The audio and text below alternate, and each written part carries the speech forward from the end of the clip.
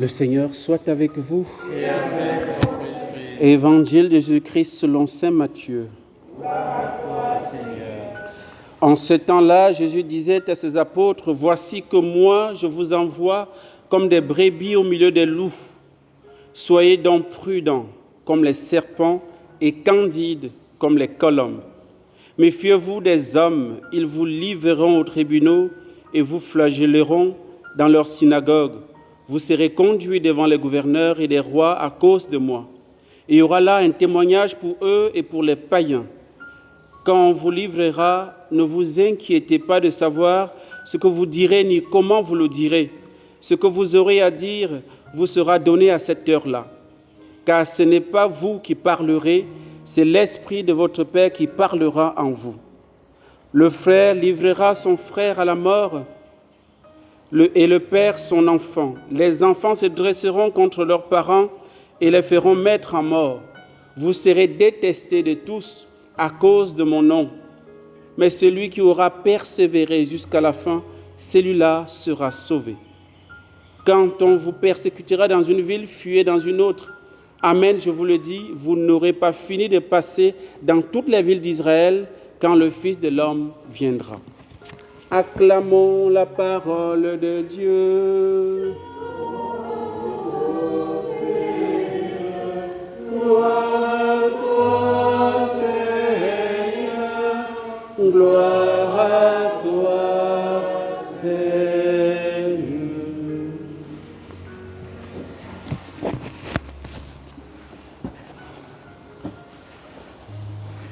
Ceux qui ont suivi la messe ce matin à la télévision nationale ont certainement écouté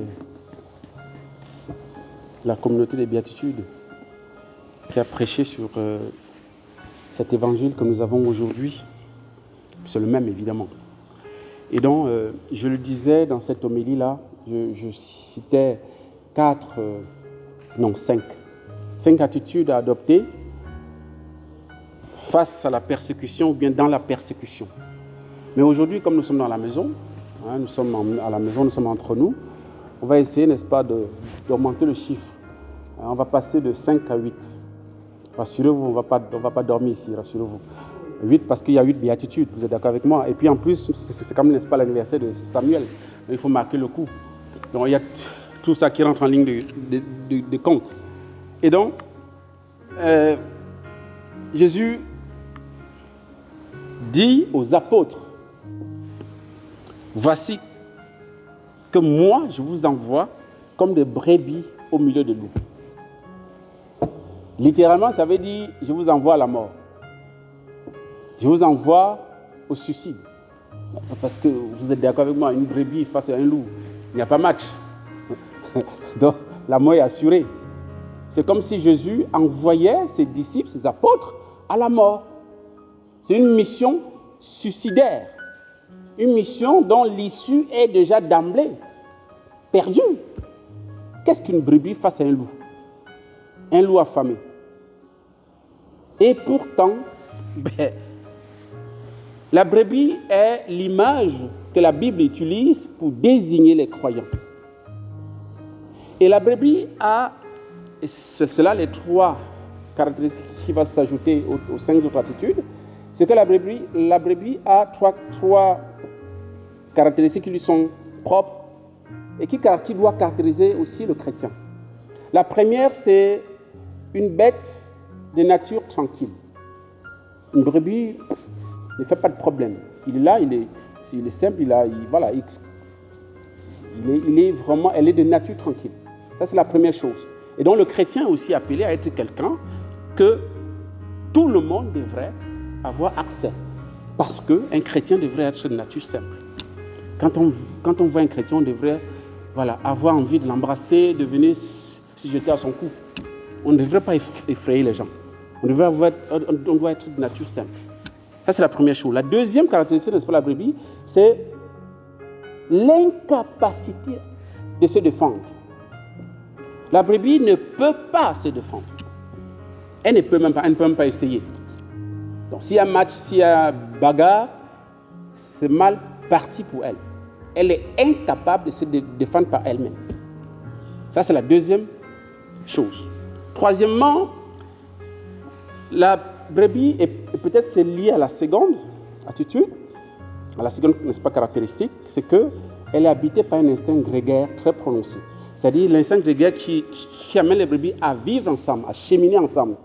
Ils aiment vivre en troupeau parce que si elle se détache, elle est mal partie. Donc, elles sont obligées de vivre ensemble.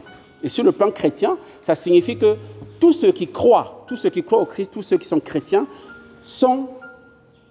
doivent être unis. Il ne doit pas avoir désunion, division entre les chrétiens. C'est pourquoi l'unité est chère au cœur de Dieu. C'est pourquoi la dernière prière de Jésus, avant son arrestation, porte, dans Jean chapitre 17, porte sur l'unité de ses disciples. Il va insister qu'ils soient un, comme toi et moi, Père, nous sommes un, etc. Garde-le, n'est-ce pas, dans l'unité. Je me consacre pour eux. Vraiment, c'est le cœur de Jésus. C'est ce qu'il habite. La division des enfants de Dieu est un scandale pour le monde. Et restera un scandale pour le monde. Donc nous devons travailler à l'unité. Nous ne devons jamais nous donner des coups bas. Nous diviser. Ça, c'est les 3 premières caractéristiques qu'il faut retenir pour une brebis qui est envoyée dans le monde. Ensuite, la deuxième est dite ici, soyez donc prudents comme les serpents. Il faut ajouter à cela la prudence. Prudence parce que nous sommes envoyés au milieu des loups. Le chrétien dans le monde, face à la persécution, face à un monde qui propose autre chose, doit être prudent à ce qu'il écoute, à ce qu'il voit, à ce qu'il exprime. Nous devons être attentifs à tous les discours qui viennent de partout. Nous avons plusieurs sollicitations, plusieurs discours sur plusieurs sujets dissonants.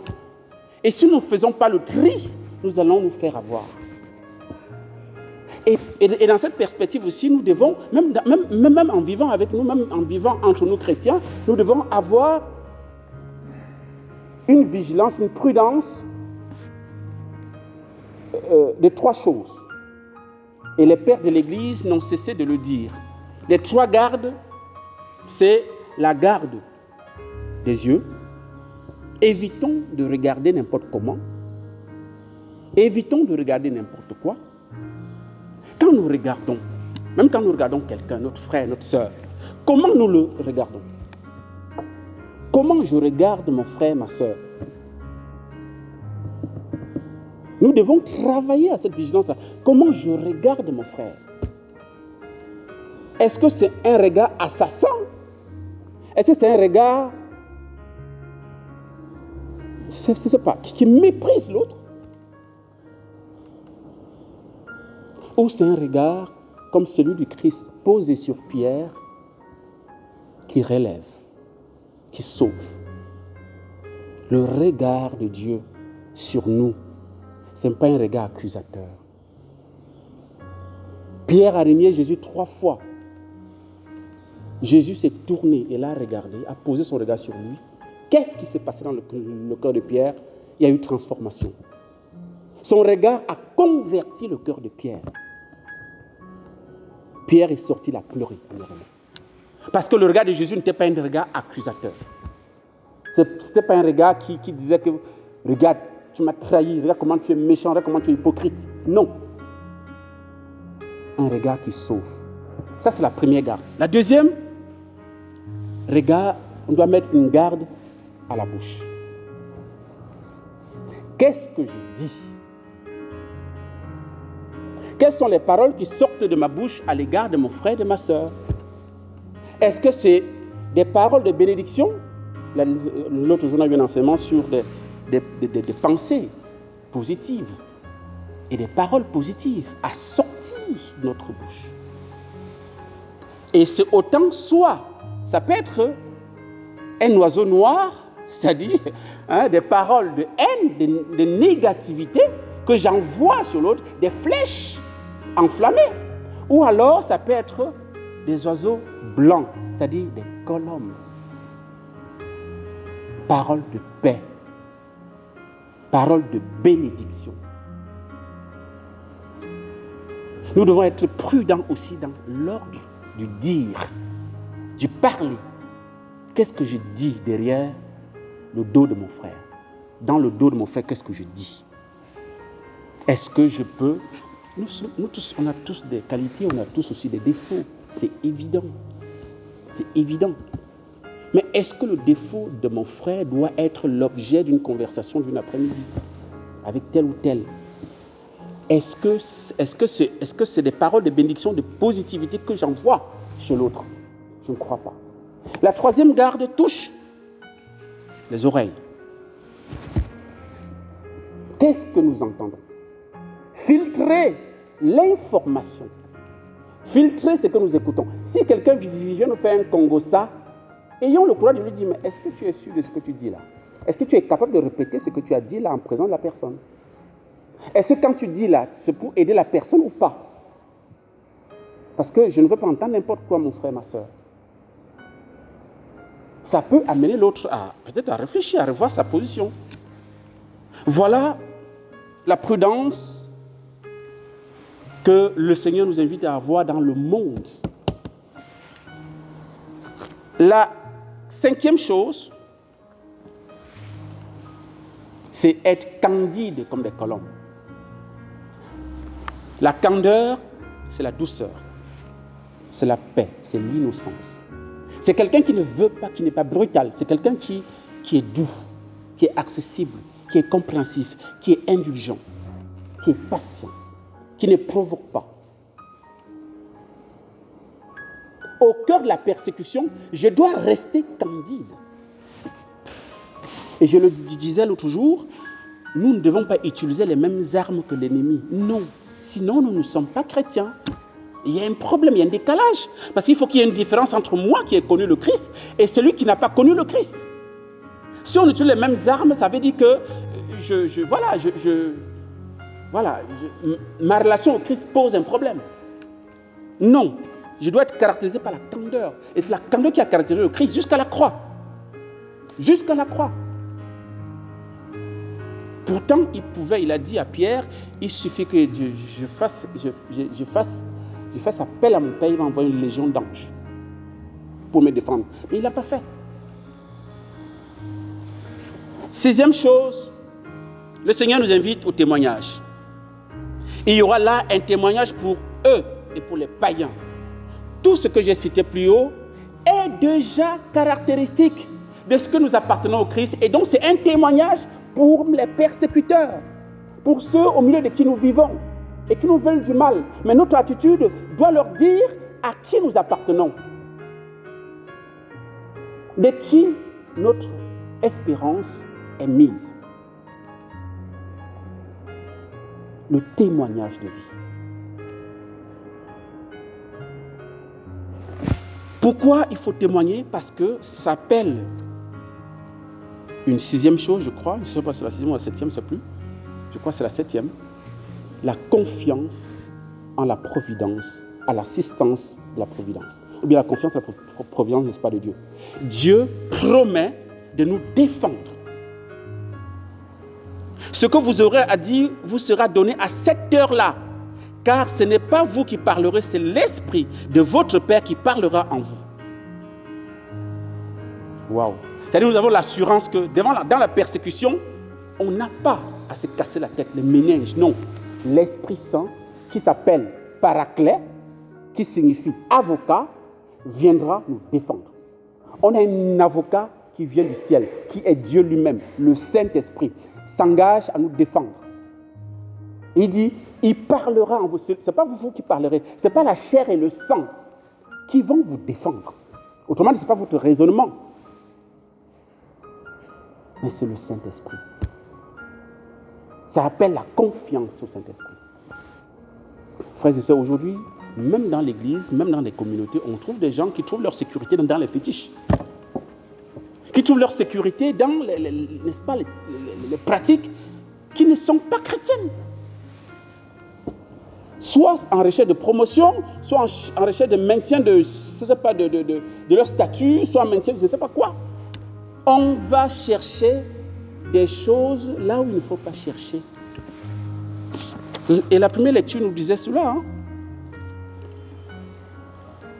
Nous sommes en train de finir avec le livre, n'est-ce pas, d'Osée aujourd'hui. Et le peuple dit, enlève toutes les fautes et accepte ce qui est bon. Au lieu des taureaux, nous t'offrons en sacrifice les paroles de nos lèvres, c'est-à-dire la profession de foi. Nous professons que tu es notre seul Dieu. Puisque les Assyriens ne peuvent pas nous sauver, nous ne monterons plus sur des chevaux et nous ne dirons plus à l'ouvrage de nos mains, tu es notre Dieu. Ils reconnaissent que les Assyriens sur qui ils ont déposé leur espoir, ils ont mis leur confiance, ne sont que des mortels. Ils sont détournés de Dieu, ils ont fait confiance aux hommes. Et aujourd'hui, ils prennent conscience que non, ça n'a abouti à rien. Ils sont tournés vers les idoles. C'est ce que je parle des fétiches. Des écorces.